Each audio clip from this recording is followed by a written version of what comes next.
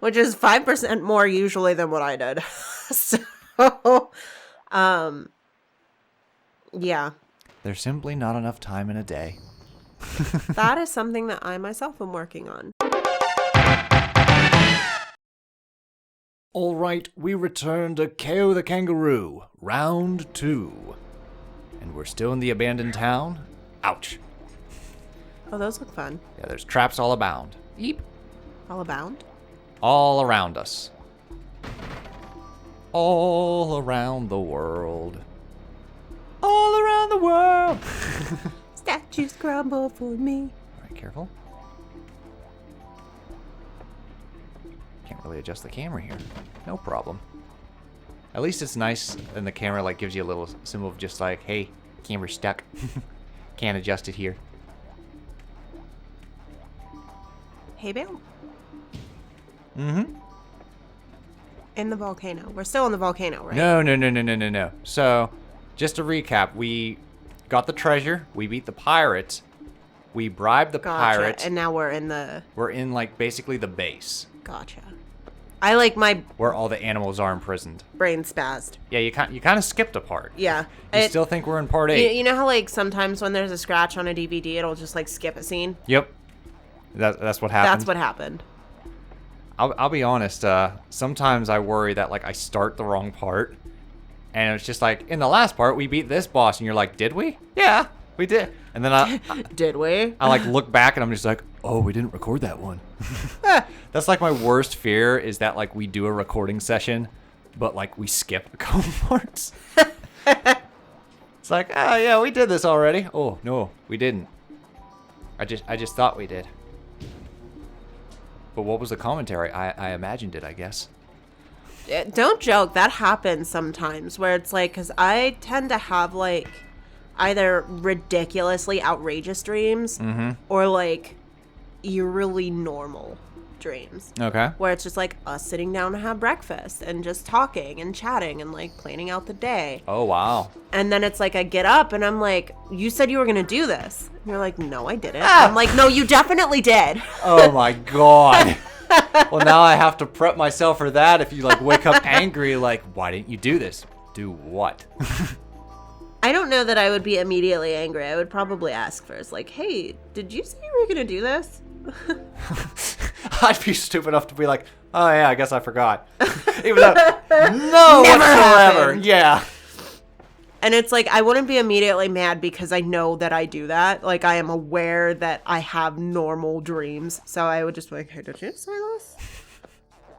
And then there are some times where, like, I know that it actually was a conversation because I had to, like, go to work. And I only nightmare about work. I don't have normal dreams. Oh, you don't about have work. normal dreams where you're just saying, have a nice day. No.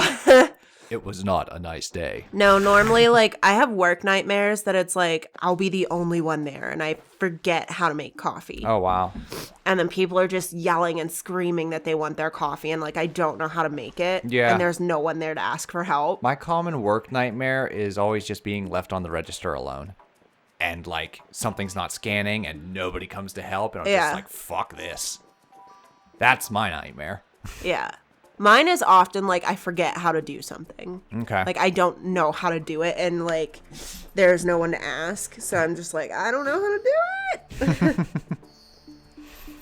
Nah, makes sense. Whereas in real life, if I don't know how to do something or make something, then I just Google it. Yeah.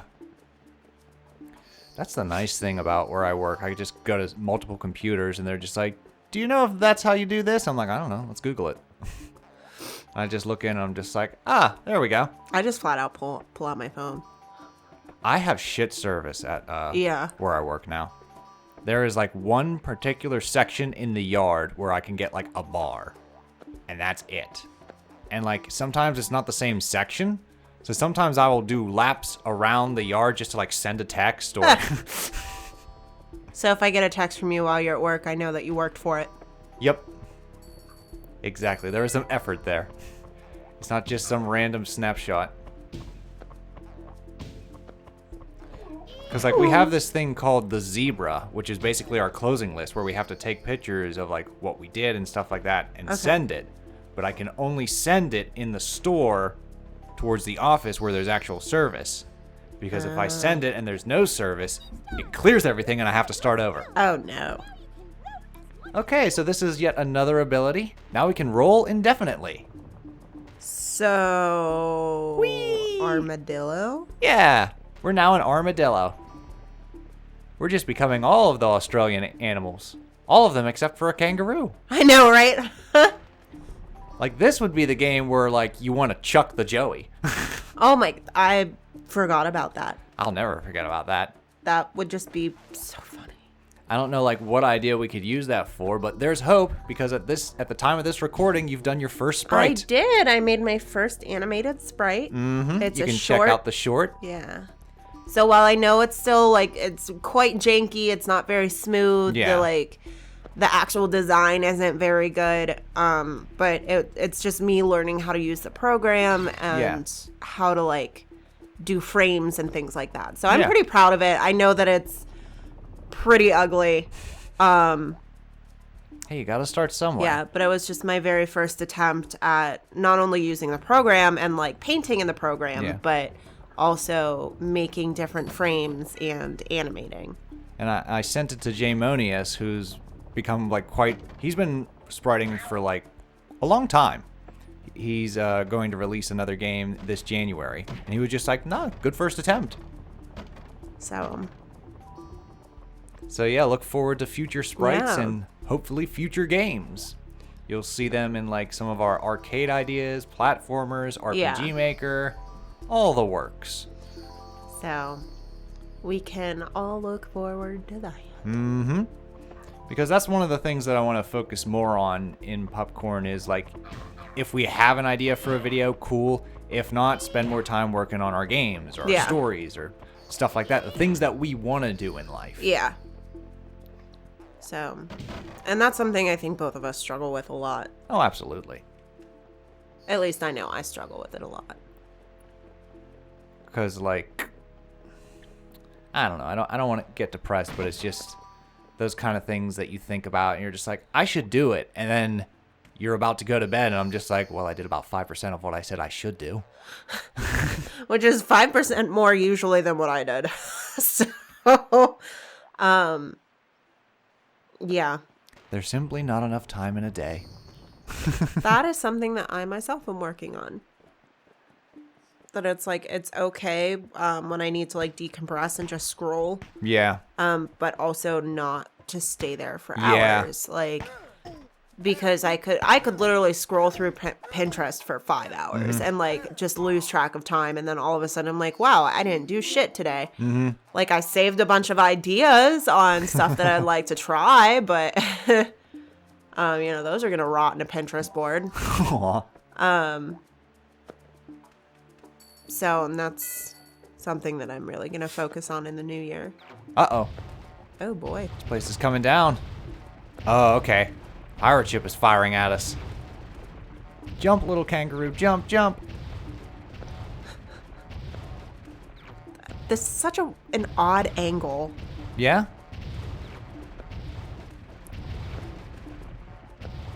This whole thing came from the Crash Bandicoot games.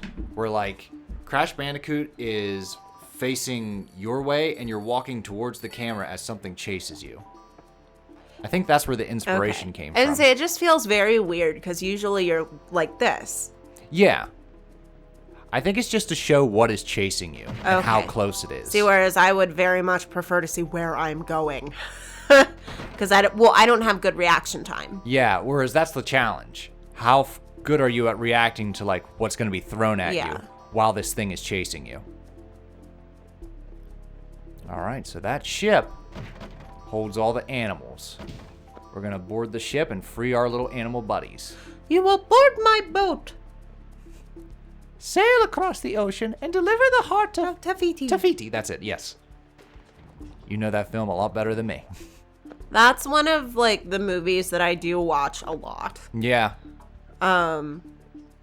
Whereas I'm pretty stubborn in, like, Tangled was the last Disney movie that I thoroughly enjoyed, beginning, middle, end. Yeah. Every other one after that, I just have little problems with. I think the thing about Moana that I love the most is there is no romance. Yeah. There's no, like, romantic notions. It's literally a journey. And I just appreciate that a lot because you don't see that, especially in Disney. Like, it's either romance, like the old Disney or the Renaissance. Yes. Or it's like anti-romance, like after Renaissance. Okay. So like how Frozen is pretty, not anti-romance, but it's like she falls in love. You can't marry a guy you just met. Like, yeah. Where, yes, we've all thought it, but it almost, in a very weird way, shames the idea of like getting married. In a sense, yeah. Getting married too quickly, at least. Yeah. Which, again, like, I'm on board. That should be a very important decision to make in real life. See, whereas my problems with Frozen have nothing to do with, like, that. It just has to do with, like, characters, motivation, and, oh, you're gonna love this word, pacing! Yeah. I mean, I wasn't crazy about it. But also, it's most evident when I found out, like, how many drafts the movie went through. Yeah. How many rewrites, how many scenes were deleted, and I'm just like, I think it was the original, where it's like, Elsa was a villain. Yep. I think that would have been way better. Oh, I agree. One of my favorite animated movies is The Prince of Egypt, and that's because, like, we have a clear villain, but they're still, like, very sympathetic. You understand clearly why they're doing what they're doing. You understand their struggle. And, like, I got pretty emotional when I first heard Let It Go because I thought it was saying goodbye to the old self and embracing a villain. And I was just like, wow, this is bold. Yeah. Like, this is the birth of a villain and in a very sympathetic light. And it wasn't. I feel like it definitely could still be interpreted that way because, like, she essentially did, like, put the entire town through a giant blizzard. Exactly. But like, she didn't mean to, and then she tried to fix it, and it's like, oh, I don't know how to fix it. What do you mean? Yeah, whereas, like, I think it could have been really cool to be like, I've lived my whole life in ice. It's their turn. Like, yes. You know, something along those lines of, like, being cold and alone, and now they're cold and alone. Like, I don't know. I think that there could have been a lot more intricate storytelling. But then it's also, like, the second one, they tried to do things like that, and it was a bit more pagan, a bit kind of, like, eerier with the voice. You know what I'm talking about? Kinda, yeah. And then parents were complaining that it was too scary for their kids. So I'm like, okay, like, what if they did make Elsa the villain? And it's like, well, everyone can freeze now. And it's like, oh, it's too scary for my kids. That's definitely possible because, like, one of the things that pissed me off of the Aladdin remake was they got rid of Jafar as a snake. Yeah. And I heard a lot of people being like, oh, good, that would be terrifying for children. I'm like, grow up. I'm like, God damn it. People underestimate the notion of fear in children's movies because it's like, listen, I grew up on Don Bluth. I know the shit. Same. Like, thank God for Don Bluth. I know, but it's like they need that to understand at a basic and primal manner that this is the bad guy. Not just that, but like it makes your happy ending so much more poignant, fulfilling, because it's like they actually beat something scary. Mm-hmm. So, I don't know. Again, like, it's another topic that I want to address in my Owl House video. Yeah. Of, like, I don't like modern Disney. I do not. And yet, I love the Owl House. Yeah. And I really want to explore that of just, like, what does this do that other things don't? Oh, I could name a ton right now. If you want. I mean, it'll give me some ideas. That way I'll just pop open this video and be like... So I think one of the most controversial reasons that I love that show so much more than a lot of other modern Disney, it does have a female person of color protagonist. Yes. That is not her entire identity. Oh, hallelujah. It is a huge part of her identity. You know, she's a Spanish girl, and like when she thinks about her mom or talks to her mom or sends messages to her mom, it's in Spanish. And, you know, so it is her identity as a Latino girl, but it's not the primary focus of like, see, look at me, I'm a Latino girl.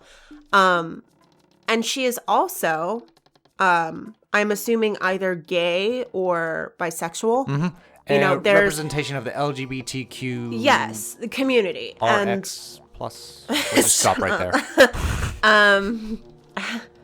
As Dave Chappelle says, the alphabet people. The alphabet people. But she is a representation of that community. And again, it's not like brought to light because it's just normal. Yeah. Like, it's a normal event that she has a crush on a girl and the other girl has a crush on her, and like the like stupid little cutesy things that they do, and like they blush when they run into each other and stuff like that. And it's very normalized. It's not... They take the time to develop it. Yeah. It's better developed than most heterosexual romances. Yeah. But again, it's normalized. Like, I hate it whenever it's like, it has to be brought to attention that like, oh, they're gay. Like, does it matter? Doesn't matter, because I don't think that it matters in the sense that like, you don't need to point it out for me. I have eyeballs. I can see it, but it's normal. And it should be considered normal. Well, that, like, and like, it's not an anti-normal thing to do. Stories that takes those tropes and don't make it preachy or mean-spirited. Like, exactly. You'll and always see it either like shoving down your throat, preaching. I'm just like, all right, get on with it. Or where just it's bitter like, and mean-spirited. All of these things are very normalized. And it's like, to me, if I was a part of any of those communities, which kind of, but not really, but I don't know. Who knows? I'm not sure. Is there something you wish to tell me? No, you know me. Okay. We're getting married. It's fine. But like, in any case, it's normal. It's like, you don't feel like an outsider. You don't feel like a freak because it's just the normal thing, and everybody just accepts it. It's not questioned. It's like, it's normal. Yeah. And I think that to me is what makes the show in its bones very good. Yeah. In the writing, because it normalizes things that are being really, as you said, preached upon. Yeah. In a way that isn't uncomfortable. Yeah. And like, also, like, I'm able to see like a strong female lead with like flaws, that makes mistakes, that learns from Luz them. is very flawed, and not just Luz, Ida. Yeah. All of them, like, they take the time to develop the characters in a meaningful way, to where like even the girl that you think is like the stuck-up bully turns out to just come from a rougher home life where there's a lot of pressure on her. And then she becomes friends with the main cast, so we see more of her. Like, Ida, we originally think is just, like, the outcast badass, and then we see, like, more of what happened to her. Yeah. So it's like, we're developing all of the well, not we, but the characters are developing in a very meaningful way, in a pace that keeps you interested. Yeah. And one final note, I like that the villain's a legit threat. Yeah. He's scary. He is. He's not just I'm an evil man who's going to twist my mustache and oppress everyone who's not me, brah. Which, that might be the message, but the execution is so well done. Like, there's so much care and consideration taken into it. Who knows? Okay, so this is not a hit on Phineas and Ferb, because I fucking love Phineas and Ferb. But he's not a Dr. Doofenshmirtz. Oh. Where it's like, Dr. Doofenshmirtz could be a threat, but he's so weird and goofy and like spastic that he's just not. He's like, I made a terminate all humanity in nature. And it like, he like dances and bumps into it and it falls down. Like, I agree. You know, whereas this guy is like, I'm going to terminate all humanity. And you're like, oh, fuck. Oh, God. Knock, knock, human. Nah, it gives me chills. I'm excited for finishing off season 2. Yeah. And season 3 go out with a bang. Yeah. Okay, so that was our video on the Owl House. Tune in next time for our commentary on Kao the Kangaroo. Yeah. Yeah, there might be some Owl House footage. We might actually talk about the game. All right, see you then. Toodles.